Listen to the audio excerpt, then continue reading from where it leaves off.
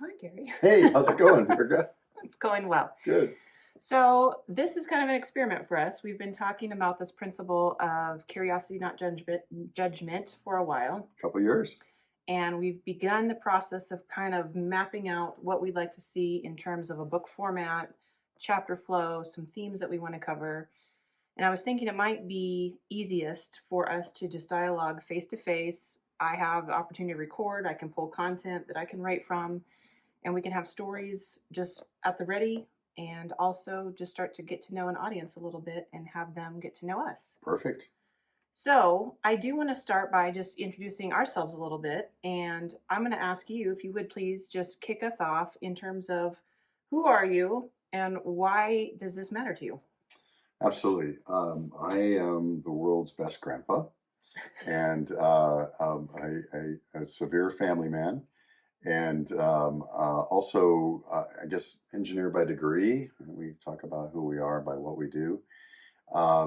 And I'm long background in from Intel semiconductors to startups to now I'm in the renewable solar and energy space and trying to put a dent in the universe wherever I go. And this is uh, doing philosophical thought leadership and thinking about things is something that I frequently do.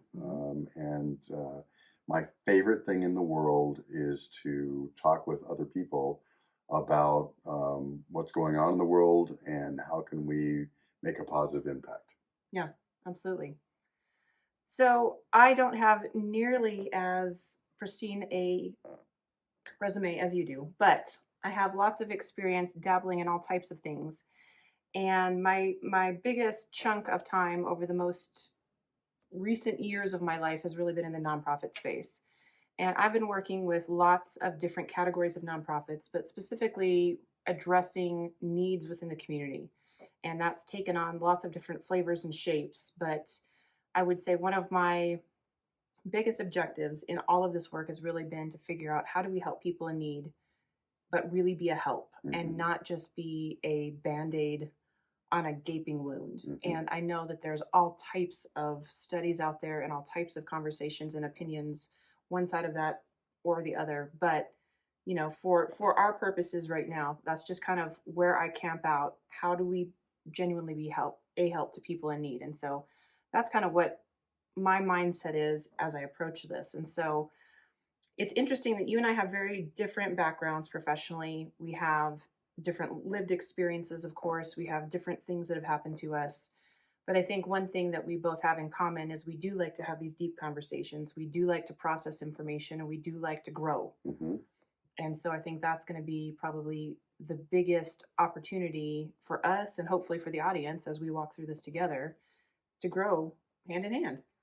As a matter of fact, I was just reading something yesterday that said that there are only two sins.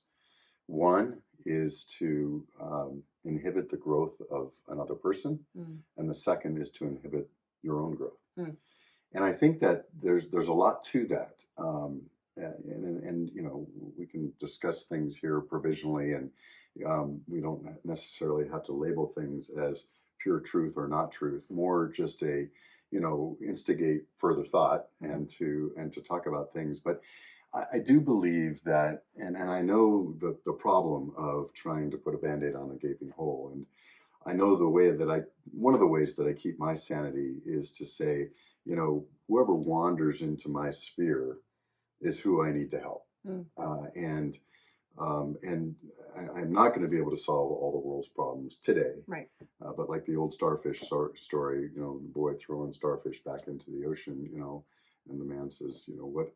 Yeah, you can't help all these starfish. He says, throws another one in and says, I help that one. Mm, I think that I'm very much into the people who happen to come into my sphere. I don't think that's an accident, mhm, and I like to help them. But I do have a broader sense that how do you scale helping people? mm. How do you scale helping individuals instead of one at a time, many at a time, or many at a time? And I think that that's one of the things that we can do is these kinds of things Right. where we can help other people think about how they can help the people in their sphere. If everybody was trying to be of value and service to the people who are in their sphere at all times and had that attitude of service, wouldn't that be a good thing? Absolutely. So, curiosity, not judgment, really is not just a title, it's a theme. Hopefully, it's a life's calling, right? And I think this was an expression that you said to me a number of years ago, and it really caught my attention. It really made me pause and consider what posture I have when I approach people and how I listen to stories. And I was even thinking on the way over here about the times that I have judged and I've judged wrongly, but then conversely, the times that people have judged me without knowing, and how deeply impactful that can be for the negative. I can't really think of a positive example at the moment. Maybe there are some, but I would imagine that you have things that could probably come to mind without too much thought at all about where somebody made a snap judgment about you or your life circumstance, and it was really painful and it really did some damage maybe to you and your extension of people around you. And you don't have to share anything that, I'm not trying to get you to get all teary and dredge up a bunch of pain, but just generically, I mean, is that something that resonates with you, an experience that you've had?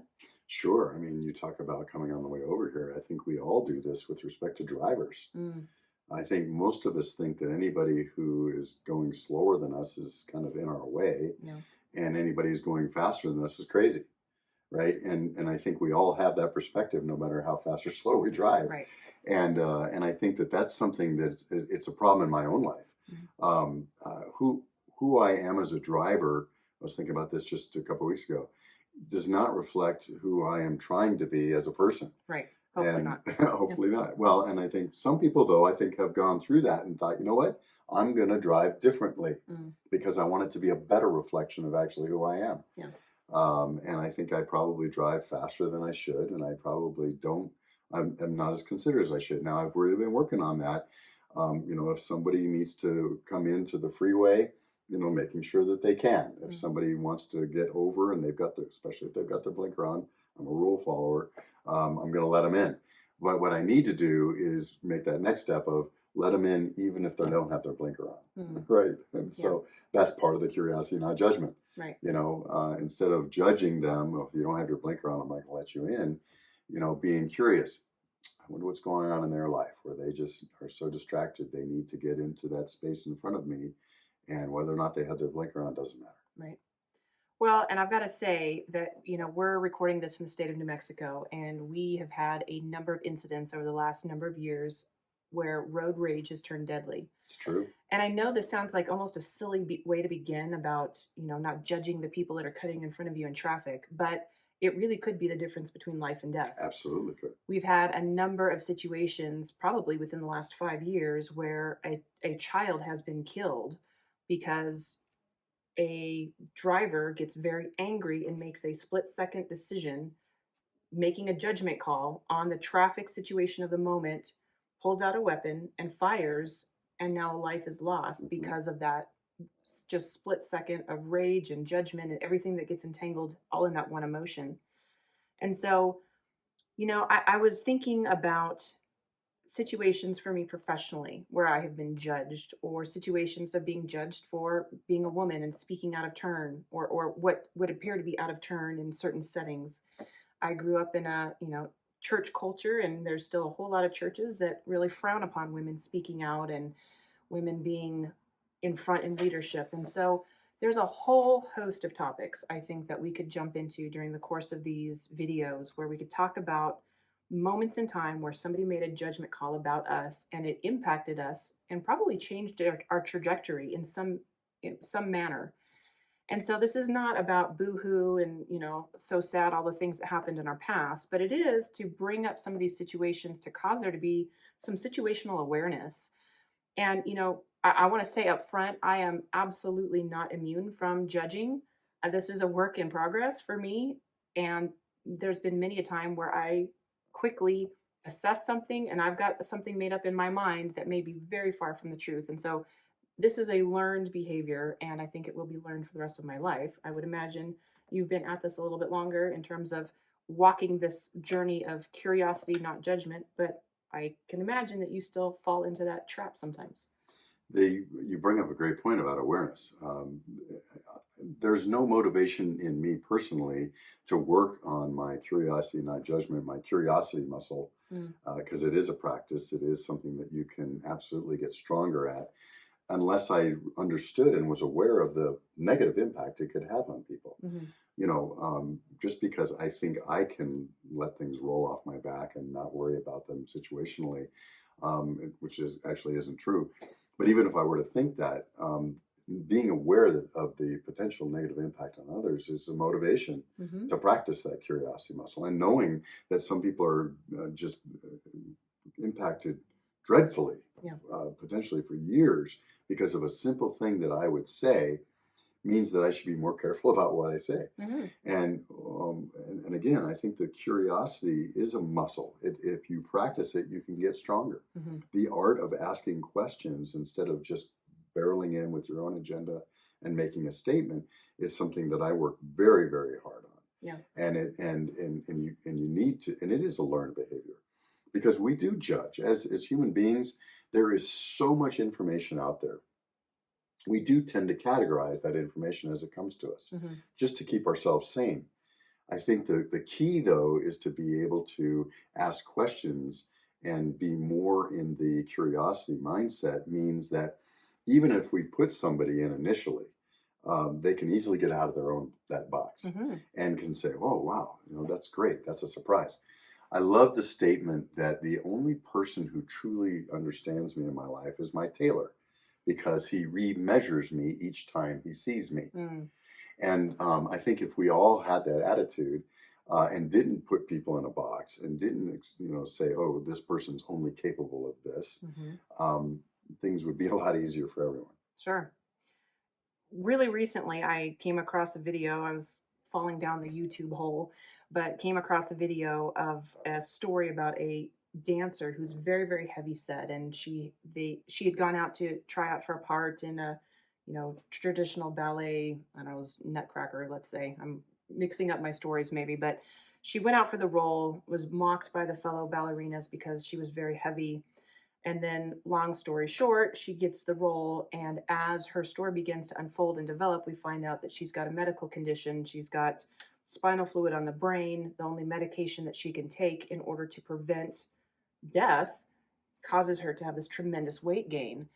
And so, anyone who has something in their mind's eye about what a ballerina should look like, or what body shape they should have, or what they should look like as they represent the dancing world, very quickly formed a judgment against this young girl, this young woman, and threw her out of the possibility of her being excellent in her trade. And she was excellent in her trade, as the story goes. And so I think the point of there's always more than we can possibly see. And it may not be our story to unfold. We may not ever get down to the root of why things are, for us to be able to, know fully the situation at hand, but pausing long enough to understand, okay, I'm stepping into judgment zone, and there is something more, likely is something more than meets the eye. I need to be curious now and not form a judgment. How do we just start to apply that just in the practical? We see somebody whose body shape or body type doesn't match a role, or we see somebody who is acting in a manner inconsistent with what we think they should be doing. How do we stop from making that instant judgment call? I think the key, it's almost like anger. It's not a problem or a sin to be angry. It's what you do with it. Mm. So I think the key there may be to say, okay, I've made this judgment and be aware of it, Hmm. but then not pigeonhole that person into a certain expectation.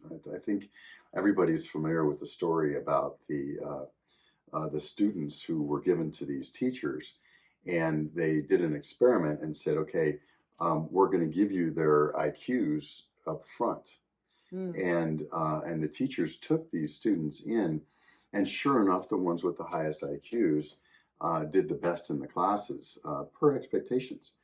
And then at the end of the semester, they told the teachers that really wasn't their IQs, it was their locker numbers. Mm.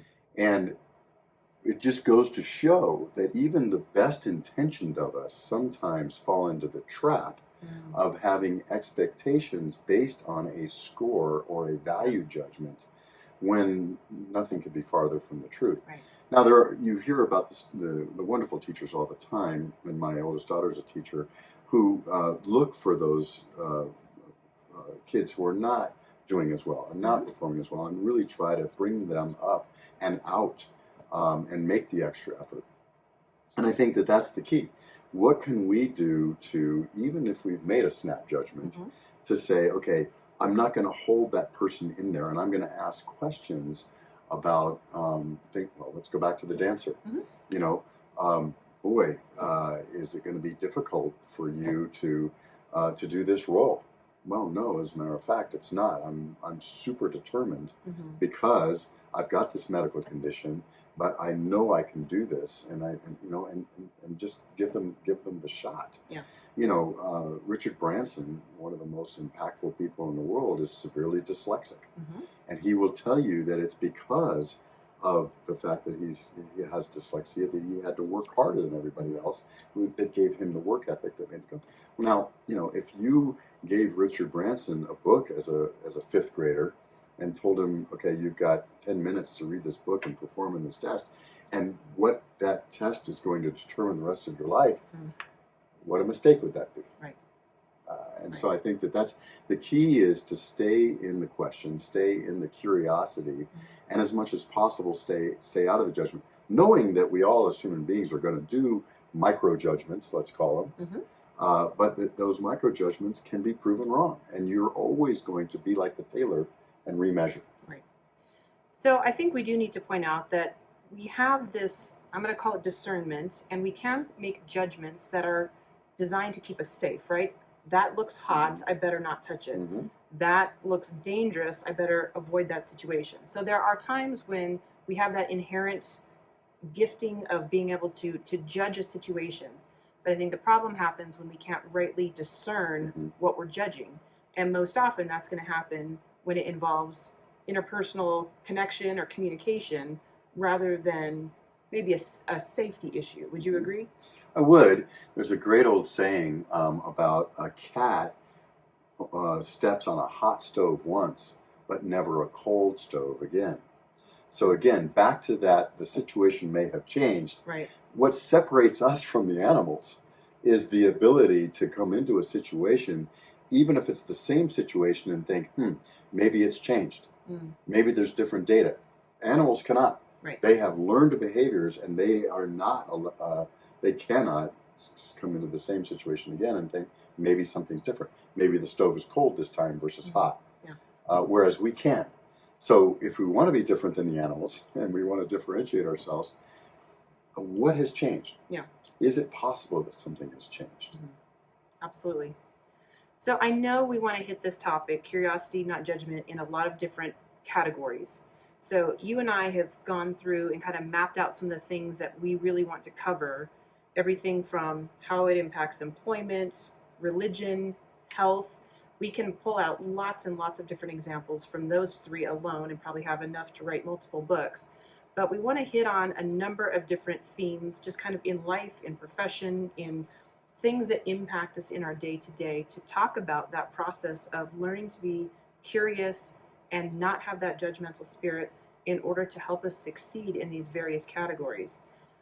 And so as we kind of wrap up this introductory video and as people are kind of getting to know our rhythm and how we talk and how we process, what do you want to add just kind of to the base of information about who we are and this journey that we're about to embark upon? I guess the thing that we started out saying is, how do we impact people? How can we impact the individuals in our lives? And how could we possibly scale a positive impact? And I would say that it seems to me, now I'm not one of these people that says, oh my God, we live in the worst times ever. I love those old quotes where, you say, oh my goodness, the kids are terrible, they have long hair, blah, blah, blah. When was this written? And it wasn't 1960 or yesterday, it was in 1492 or something. Right. So I don't believe that we're in the worst times ever. I think we're in the best times for opportunities and for looking for information and things that are just so available to us.